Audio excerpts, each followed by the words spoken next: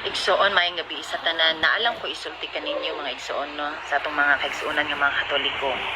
Na ay kanang usan ninyo kaigsuon, usan nato kaigsuon nga nisulti siya, gibasa niya ang Filipos 4:21. Ang nahisulat sa Biblia nga iyang gibasa is yukbuin ninyo ang tanang santos diha kang Kristo Jesus. Ambot lang kung asa na niya nga Biblia nabasa igsuon. I am Catholic, I am alive, I am the gospel, I am the light. #Lakbay Katoliko, maayong adlaw. Nanatpud tay tubagon kining gareklamo sa ato ang Facebook Reels nga may tungod atong pagyukbo sa mga santos. O kani si Saras Butik. Ato ni nga tagag pagtagad kini reklamo siyang unsa kuno ning gigamit nato nga Biblia nga tingala siyang wala man sa iyang Biblia nabasa. Ang yukbuin ninyo ang tanang santos diha kang Kristo Jesus. Ang kanang naa sa iyang screen kani makita nato kaning naa sa iyang screen ba. Mayong balita Biblia na nga iyang gigamit. Karon, ang akong gigamit nga Biblia dili na mayong balita Biblia version. Munang kani ba tanawon na to daghang kay kong version sa Biblia diri niya pa sa ubos. Kaway labot na sa ubos kay mga reference man kaning diri og kanang ibabaw. Daghan kong version sa Biblia. Ang gigamit nako nga version sa Biblia mauning ang Santos nga Biblia nga gihubad ni Monsignor Yap gikan sa Latina Vulgata. Latina Vulgata, unsa man ang Latina Vulgata? Ang Latina Vulgata usa na ka opisyal nga translation ni San Jeronimo gikan sa original nga Greek. Mauna nga magbasa-basa tag Biblia ayaw usa ka version lang. So aron maklaro na to, tan-aw na to ni ang iyang video. Kay perting reklamo niya may tungod ani kani nga reels nako. Reklamo siya na tan-aw na to ni paminaw na to siya. Igsoon, maayong gabi sa tanan. Naalam ko isulti kaninyo mga igsoon, no? Sa atong mga kaigsuonan nga mga Katoliko. Na ay kanang usan ninyo kaigsuon, usan nato kaigsuon nga nisulti siya, gibasa niya ang Filipos 4:21. Ang nahisulat sa Biblia nga iyang gibasa is yukbuin ninyo ang tanang santos diha kang Kristo Jesus. Ambot lang kung asa na niya nga Biblia nabasa igsuon kay mauni ang nabasa nako sa Biblia nga naa sa akong atubangan karon ug naapod sa inyong mga Biblia diha karon. Ang giingon sa Filipos 4:21, mga pangumusta, ipangumusta ako sa tanang katawhan sa Dios nga iya ni Kristo Jesus nangumusta kaninyo ang akong mga kauban diri. Igsuon ang ipasabot dinha sa Biblia igsuon, nangumusta si Pablo sa katawhan sa Filipos. Mga anak sa Dios, nangumusta siya sa mga anak sa Dios. Sama kanato nga mga anak sa Dios, nangumusta si Pablo kanatong tanan. Igsuon mo na gipasabot din ha. Dili in taon nga yukbuin ninyo ang santos. Motoy nahimo niyang pamahayag nagproblema siya. Now, sa iyahang gigamit nga Biblia, maayong balita Biblia na mabasa sa Filipos kapitulo 4 bersikulo 1. Ningon ang Biblia. Filipos kapitulo 4 bersikulo 21.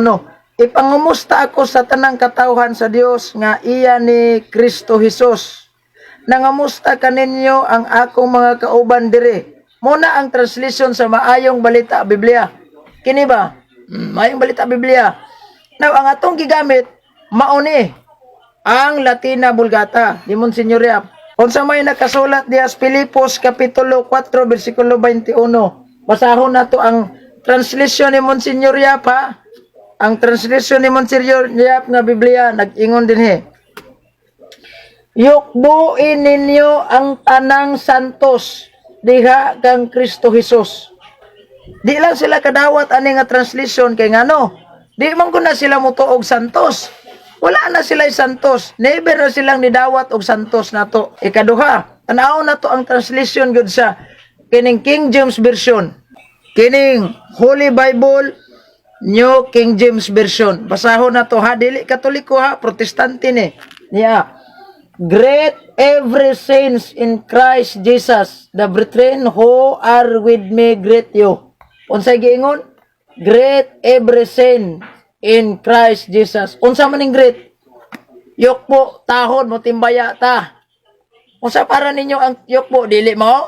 Dili timbaya? mao na magbalanse ta ba mindset. Ayaw ungot sa usa ka translation lang. Kay kung maayong balita Biblia ang imong gusto, ay maayong balita Biblia nako dinhi pertindaghan na. Kaning bag-o na kong ang Mibidawan Bible, maayong balita ni bag-o. Maayong balita ang gawas.